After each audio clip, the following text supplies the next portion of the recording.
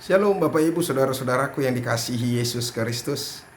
Selamat bertemu kembali dalam sapaan firman Tuhan buat kita hari ini.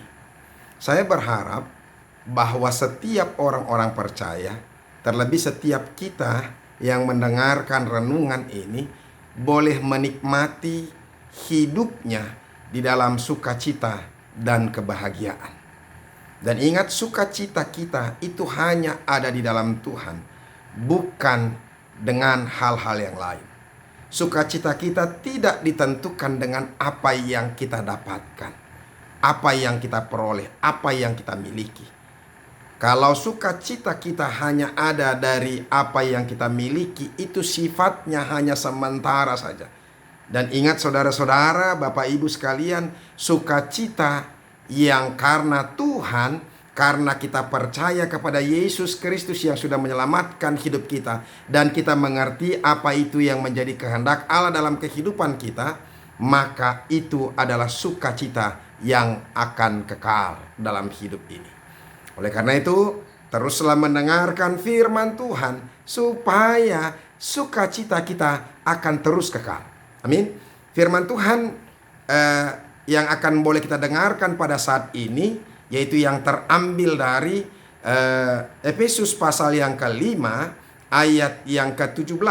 Tetapi sebelum itu marilah kita berdoa. Kasih karunia dan anugerah dari Allah Bapa kiranya memelihara hati dan pikiranmu sekalian, di dalam nama Yesus Kristus Tuhan kita. Amin. Sekali lagi saya katakan, firman Tuhan yang menjadi renungan bagi kita yaitu yang terambil dari Efesus pasal yang kelima ayat yang ke-17. Dikatakan demikian, sebab itu janganlah kamu bodoh, tetapi usahakanlah supaya kamu mengerti kehendak Tuhan. Demikianlah firman Tuhan. Bapak Ibu saudara-saudaraku yang dikasihi Yesus Kristus, dan Bapak Ibu yang diberkati Tuhan, dalam firman Tuhan bagi kita hari ini, Rasul Paulus mau menyampaikan kepada kita supaya jangan kita hidup dalam kebodohan. Apa yang dimaksudkan dalam hidup dalam kebodohan yang dikatakan oleh Rasul Paulus ini?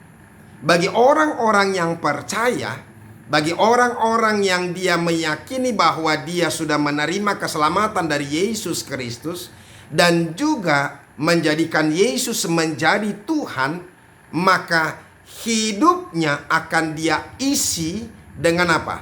Melakukan apa yang dikehendaki oleh Tuhan. Nah, yang menarik saudara-saudara, dalam renungan ini, lawan kata daripada bodoh itu bukanlah kepintaran atau kejeniusan. Lawan daripada bodoh yang Rasul Paulus katakan di sini saudara-saudara, bukanlah kemampuan intelektual kita atau kemampuan akademis kita atau kecakapan kita dalam berkata-kata, ya berretorika, atau mungkin kita memiliki gelar-gelar yang begitu banyak, doktor, profesor, dan sebagainya.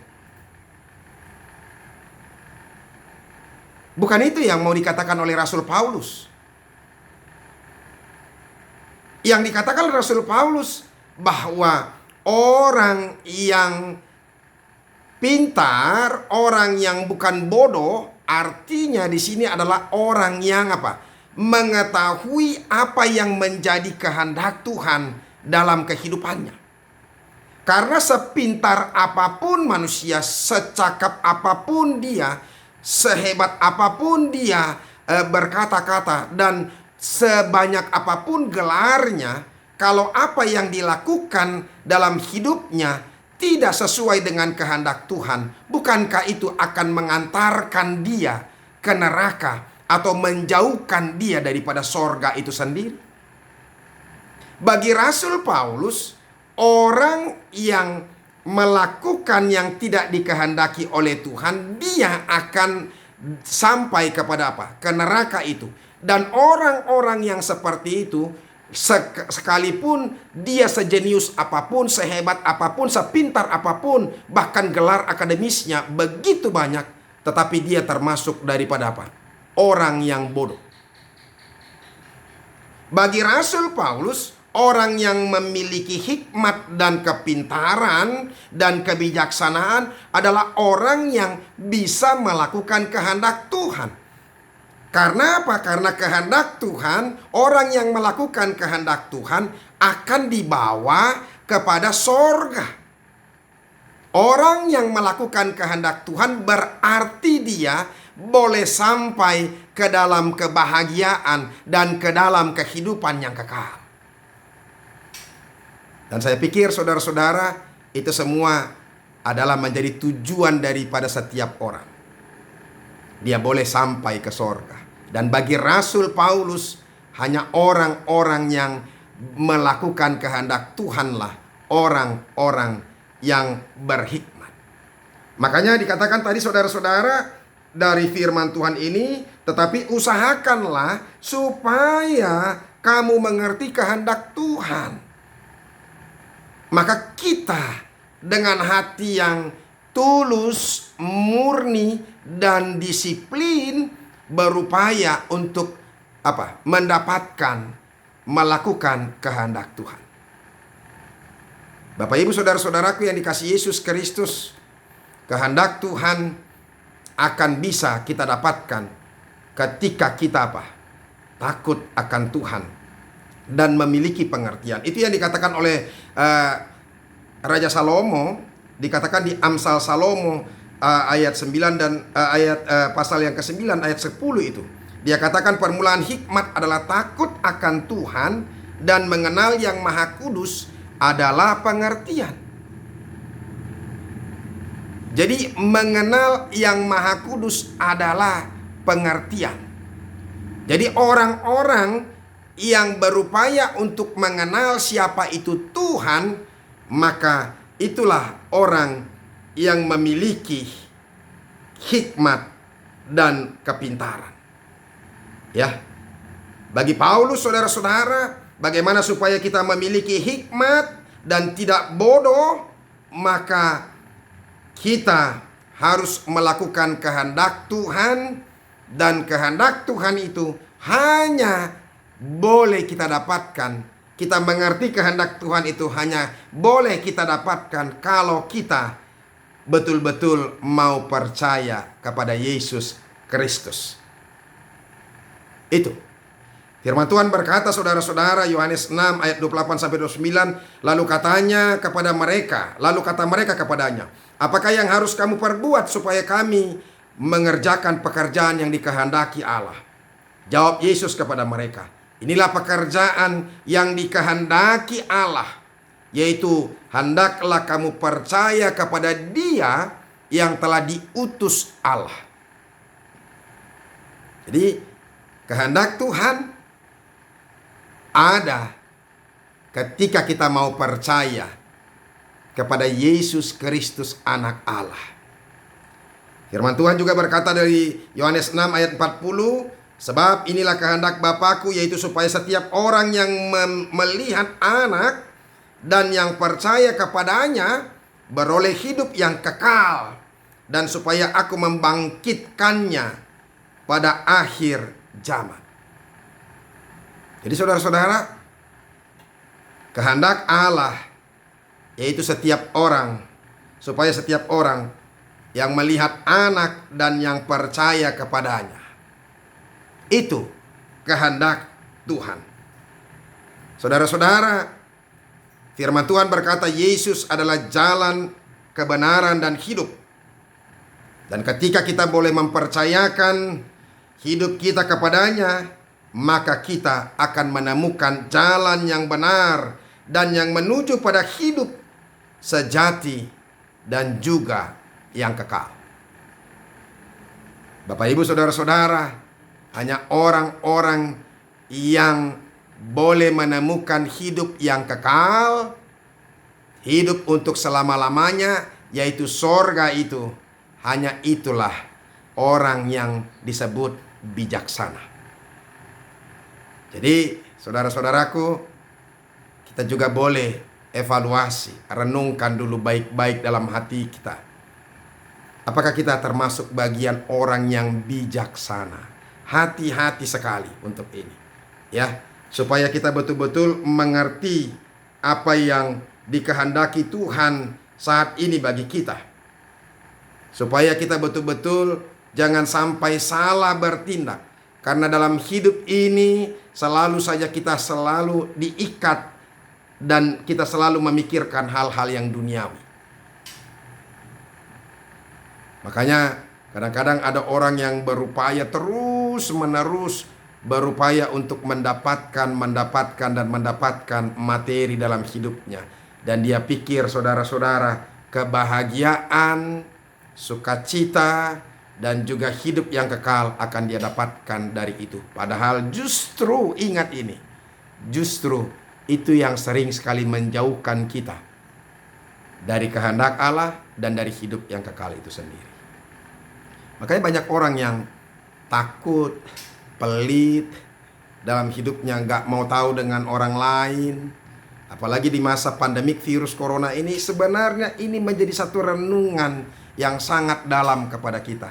Bagaimana supaya kita boleh sungguh-sungguh menjadi orang yang memperhatikan orang lain. Itu juga bagian daripada kehendak Allah. Orang yang berhikmat, yang takut akan Tuhan pasti akan mengasihi sesamanya. Dia tidak akan hanya mencintai dirinya sendiri.